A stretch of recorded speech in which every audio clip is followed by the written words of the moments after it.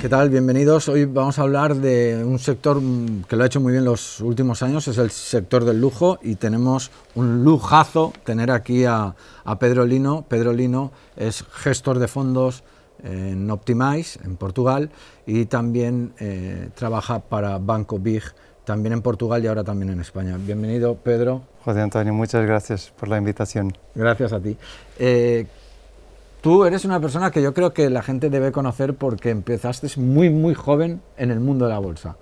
Es verdad, con 9 años, es increíble, pero es verdad, con 9 años pues miraba en un programa de la tele a donde pasaban las cotizaciones de la bolsa y pues me quedaba un poco raro que todos los días los números cambiaran. Intenté empezar a entender por qué los números cambiaban.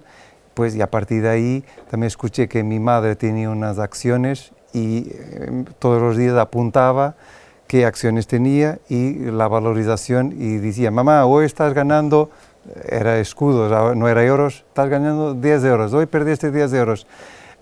Y fue por ahí que empecé el gusto por los mercados financieros. Antes lo veías en la televisión con el teletexto, con un delay, con un retraso en las cotizaciones. Claro, con un retraso al fin del día, y muchas veces al día siguiente.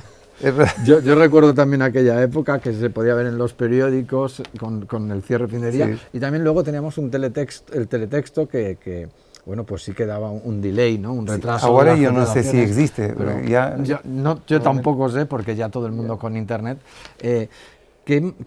¿Cómo fue el proceso hasta convertirte en un gestor de fondos?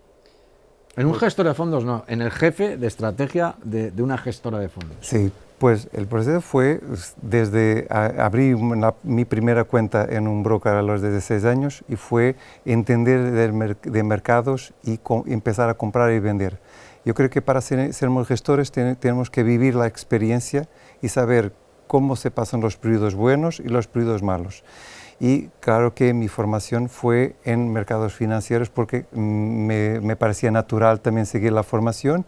Empecé después en DIF Broker y en 2018 adquirí una participación en Optimize y también estoy ahora como consejero y jefe de gestión de los fondos de Optimize.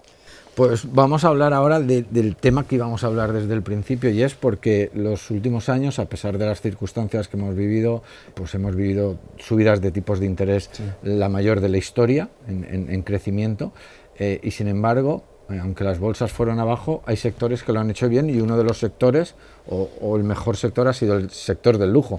En líneas generales, ¿por qué el sector del lujo no ha tenido esta crisis? Pues todo lo que es exclusivo llega a un punto, tiene una revalorización, y es eso lo que pasa con el sector del lujo. El sector del lujo tiene cada vez más personas que ganan más y la clase mediana está aumentando en el mundo, principalmente de China y después vamos a ver también de India, que están ganando poder de adquisición, y con eso lo que quieren es también tener cosas buenas y cosas buenas. ¿Lo que es bueno o lo que es caro?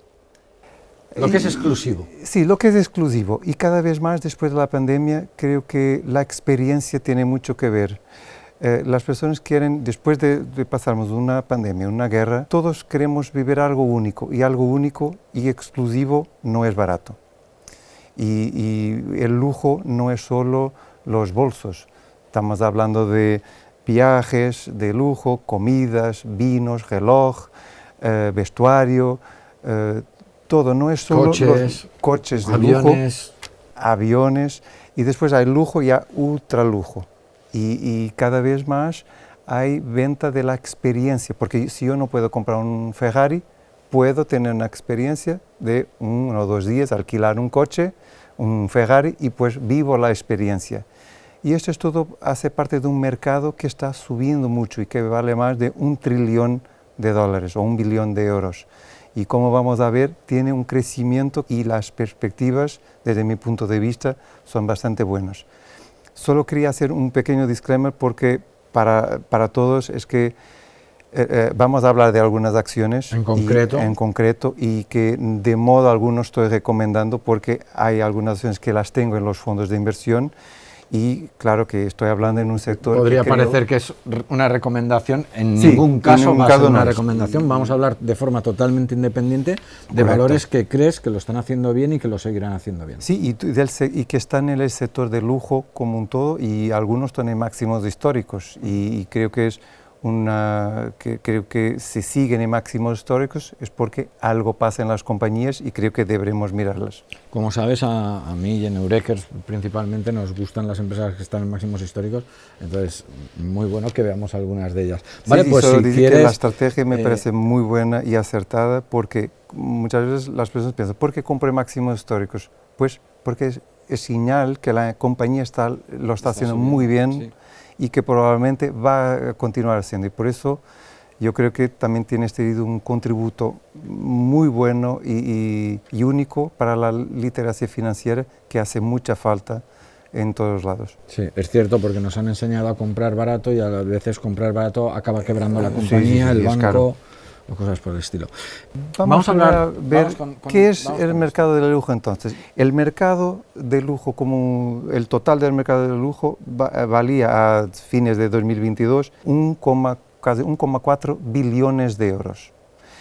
Y de eso, 40% eran los coches de lujo, 350 millones de dólares, en este caso está en dólares, los bolsos y todo lo que es vestuario, pero después tienes hoteles, que muchas veces pensamos hoteles, vale, pero hay hoteles de lujo, hablamos de, por ejemplo, el Ritz, Cheval Blanc, que no es muy conocido, pero es una marca... El hotel de 7 estrellas, ¿no?, que está en Dubái. Todo eso es lujo y muchas veces pensamos, ¿por qué voy a comprar hoteles?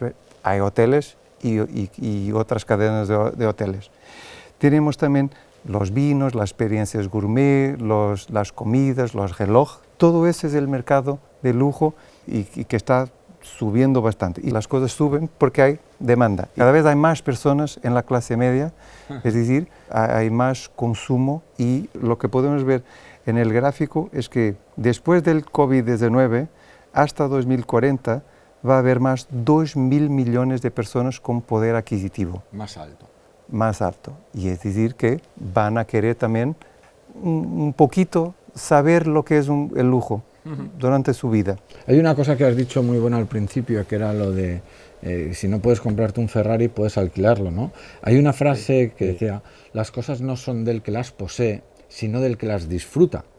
Y eso desgraciadamente está pasando ahora mismo en España. Tú puedes poseer una vivienda, pero la está disfrutando otro, ¿no? Pero en tu caso también, también nosotros podemos disfrutar la experiencia de un hotel, podemos disfrutar la experiencia de un buen coche, experiencias que realmente comprarlas costaría muchísimo dinero, sin embargo, utilizarlas un periodo corto de tiempo, oye, pues nos va bien. Y además, como bien dices, creo que la gente cada vez queremos ese tipo de experiencias.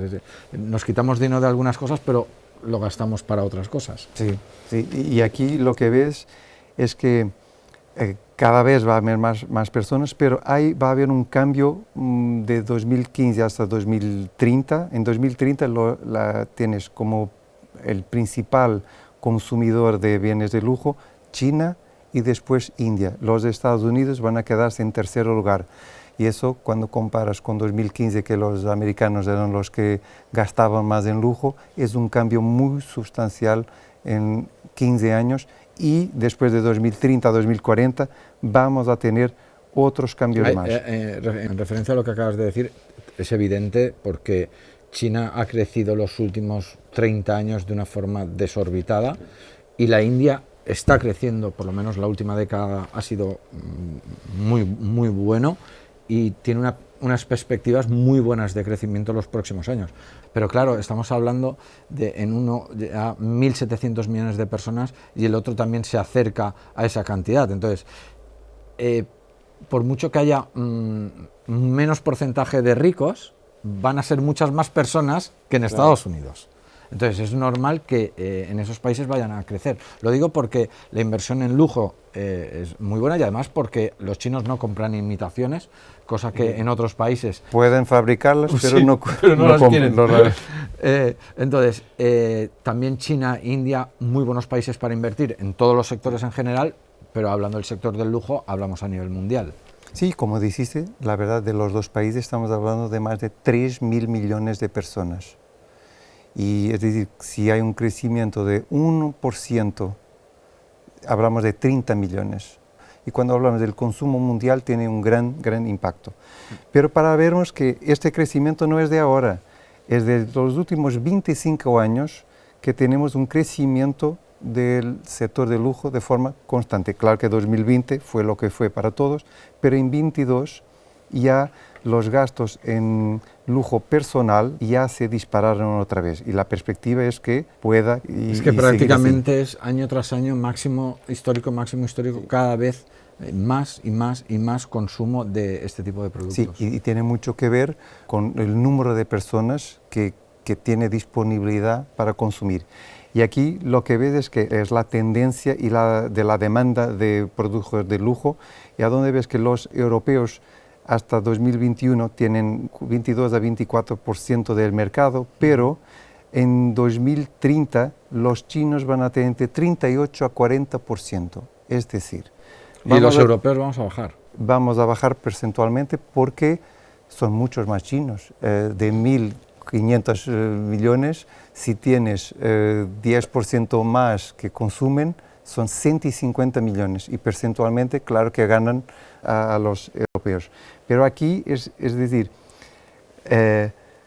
con la abertura otra vez de la economía china, lo que vimos es que las acciones de lujo se subieron mucho. Enero y febrero del 2023. De 2023 subieron mucho por este tema, porque China representa mucho de sus ventas, más de un tercio, y cada vez, y con un poder adquisitivo cada vez mayor.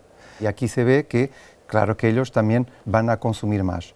Pero no es solo China, es que en los últimos años los bancos centrales imprimieron muchísimo dinero.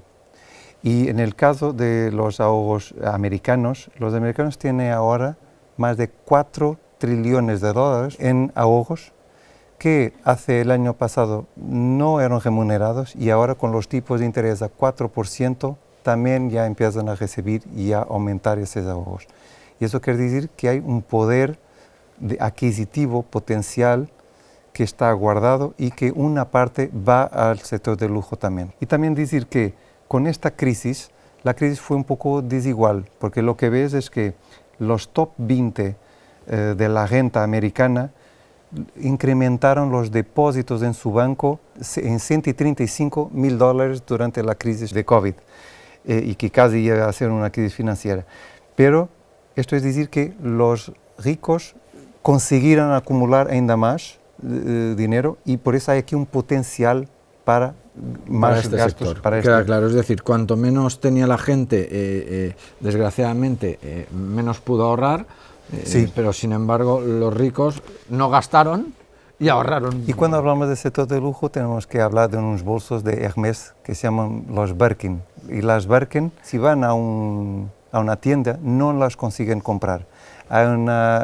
Tienen que esperar 18 meses hasta tener un bolso Birkin y que pueden costar 30, 40, 100.000 euros, 200.000 euros, 400.000 euros.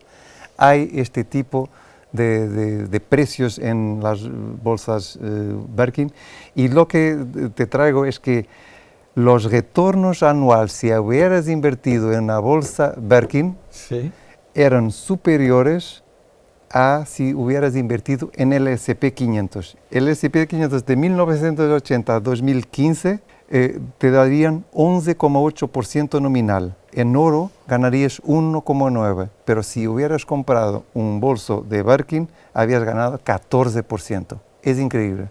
Es decir, las cosas raras se revalorizan con el tiempo. Y por eso creo que este sector tiene potencial. Aquí en España hemos conocido el caso de la marca de relojes Rolex, que ha dicho que fabrica 700.000 aunque tiene una demanda de 2.100.000. Entonces dice, monta 3 fábricas. Dice, no voy a montar 3 fábricas, que la gente espere.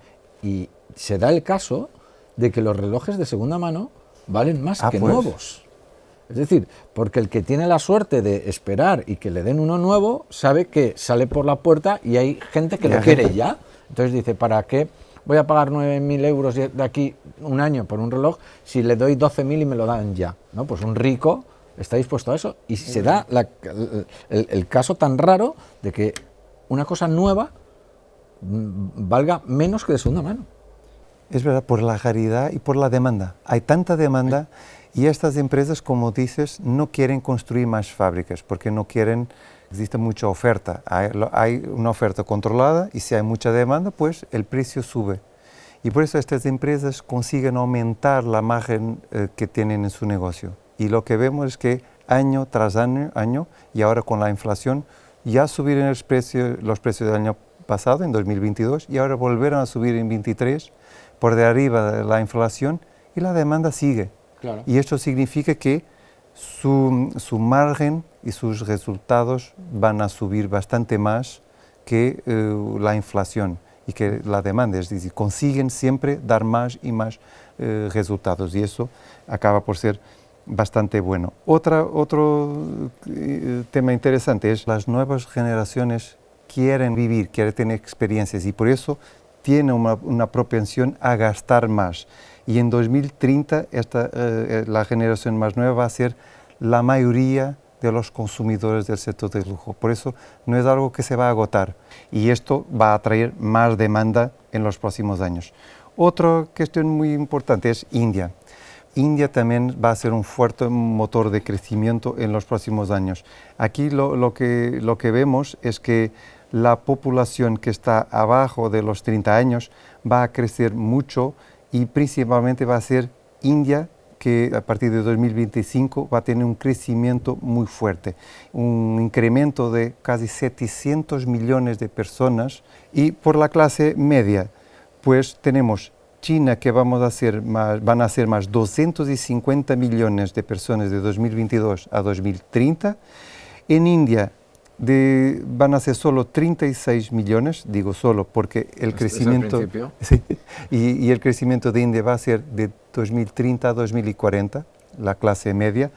Por eso hay varios, este sector de lujo no es solo algo puntual, tiene factores conjunturales que es primero China, después India, después va a ser de 2040 a 50 va a ser África, pero eso ya es un poco más para adelante. Pero lo que hay que tenernos conciencia es que en los próximos 15 años hay mucha gente que va a entrar en este sector y que va a querer consumir. Y ahora tenemos algunos ejemplos de acciones. Louis Vuitton, que es la más conocida, que está en máximos históricos y que sigue con una tendencia alcista. Y el gráfico, creo Todas que... las ondas, hay meses que baja, pero finalmente acaba en máximos históricos y esto lo lleva haciendo ya pues muchísimos años. Sí, y lo que podemos ver es que desde 1995 Louis Vuitton está diversificando su negocio en el lujo. Los hoteles Cheval Blanc en 2005, que son los hoteles más caros del mundo. Una noche en Maldivas te puede costar 4, 5, 7 mil euros una noche. Hublot, que son reloj, los champans, vinos, pues están comprando todo lo que puedan. O sea, realmente es como si fuera un fondo de inversión Louis Vuitton. Es verdad. Es un fondo de inversión de lujo, ¿no? Porque es que sí, tiene absolutamente de todo. Todo. Y aquí ves las marcas que tienen. Lo que puedes ver es que tiene un poco de todo, champán, en reloj, en experiencias, en hoteles. Y Louis Vuitton, todo lo que adquiere son empresas que venden productos muy caros. Pero yo te pregunto una cosa, Pedro, ¿qué debe de ocurrir para que una acción como Louis Vuitton o ese fondo de inversión Louis Vuitton, sí, ¿qué debe de ocurrir para que bajara? Para que esto bajara. Porque estamos viendo que solo hace subir, adquirir compañías. Sí, si lo ves, en los últimos 20 años, 25 años, está siempre comprando compañías. ¿Y por qué? Porque tiene una demanda que sigue por ahí. Pero, ¿qué puede parar Louis Vuitton o el sector de lujo? Una pandemia que no es un año, pero son 2 o 3, porque ahí tienes costes fijos, una guerra que no sea solo en Europa, pero más global, ahí claro que el incertidumbre va a afectar la confianza de las personas y los impuestos. Pero impuestos, si hay un incremento de impuestos en China para las personas que tienen poder adquisitivo, ahí puede afectar. Si hay un impuesto también en Europa y Estados Unidos y al mismo tiempo podría afectar. Claro, en España pero como las están ventas, muy diversificados... Claro. Y como hemos dicho antes, casi el 40% de las ventas llegarán a ser para chinos. Evidentemente, si allí les pusieran un impuesto, evidentemente las facturaciones de todas esas compañías caerían.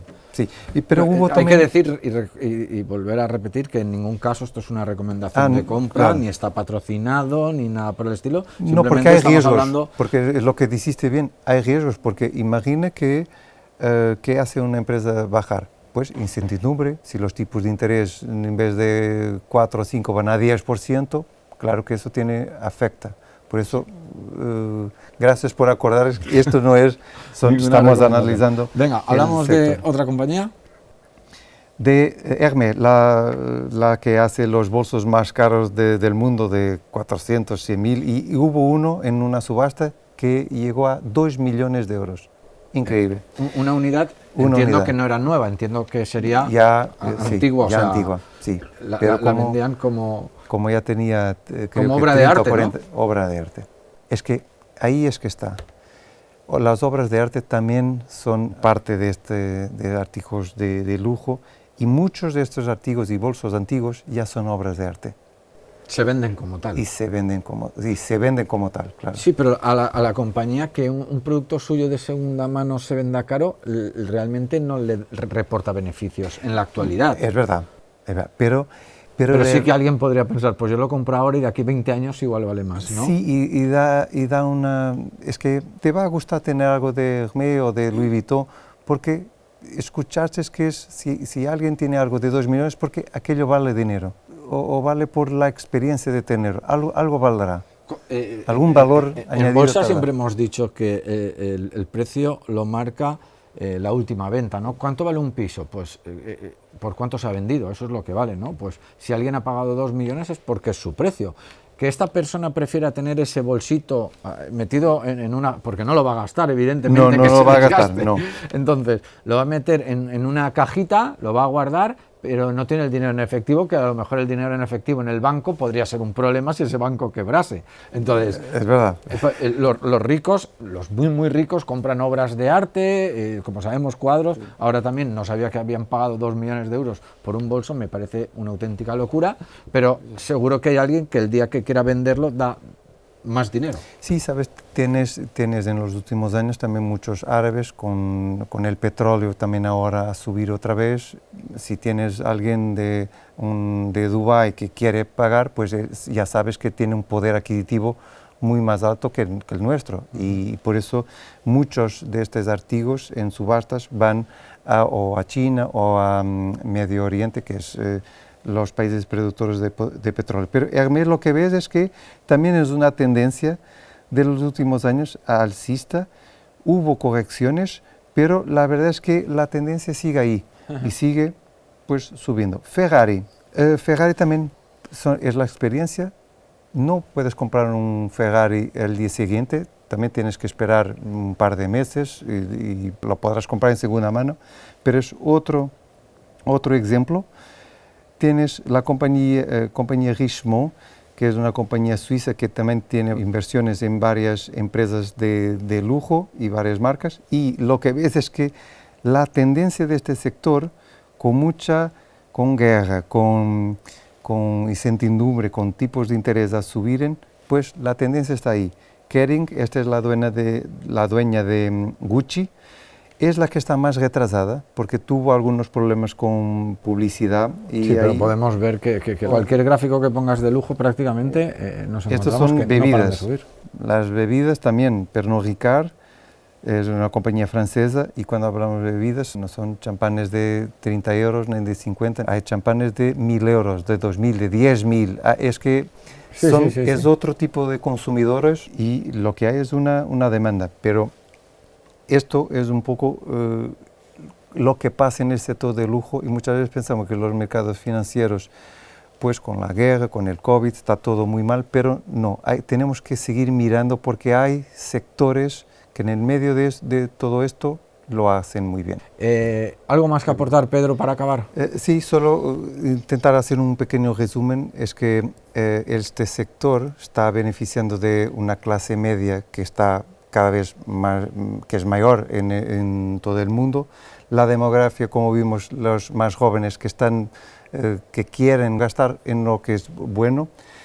Hay también, creo, en los últimos 2 años hubo una pequeña disrupción. Es que con todo lo que es youtubers y tiktokers, las marcas de lujo que no estaban posicionadas directamente con youtubers o tiktokers, ahora están, porque con la pandemia pues lo tuvieron que testar, y los youtubers y principalmente los influencers lo consiguieron vender muy bien, y las marcas de lujo descubrieron este nuevo mercado, que es el mercado del segmento online, a donde puedes elegir tu bolso.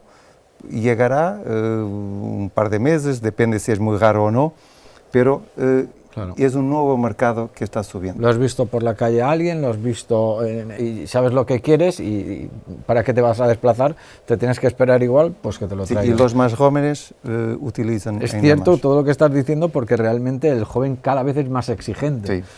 Por lo tanto, pienso, Pedro, de verdad, de corazón, pienso que es un sector que le veo, ya lo hemos visto en los últimos años, lo bien que lo ha hecho, sí, y muy probablemente los próximos años o las próximas décadas lo siga haciendo bien. Y como lo vemos, el sector de lujo parece ser una buena inversión, pero además de invertir en el sector de lujo, deberíamos primero, en mi opinión, invertir en nosotros y en conocimiento financiero. Y por eso Eurekas, yo creo que ahí tiene una importancia muy, muy grande, y felicitarse por tu trabajo. Te lo agradezco, sea en Eurekas o sea donde sea, que se formen con gente realmente profesional, sí, pero, que tengan Eurekas, herramientas de inversión. Pero digo Eurekas porque ahora hay mucha gente dudosa, sí, que está en el mercado, y que hay que saber también elegir con quién estamos. Sí. Y hay mucha gente que está intentando estafar y vendiendo cursos que son estafas. Y por eso criptomonedas, o sea, y recomendaciones que no son recomendaciones. Eso es cierto, pero que se vayan a escuelas realmente profesionales, sí. Que tengan diferentes profesores, que tengan diferentes niveles, que les vayan a formar en cómo poder invertir, que le den herramientas de forma lo más posible exitosa, es decir, que lo puedan hacer bien. Y con herramientas que le puedan garantizar que están mirando por su futuro y están invertidos bien. Y que puedan encontrar ese tipo de acciones, por ejemplo, sí, acciones, sectores, países que lo están haciendo bien. Claro. Pedro Lino, un placer, de verdad, como siempre, muchas gracias. Aquí. Muchas gracias.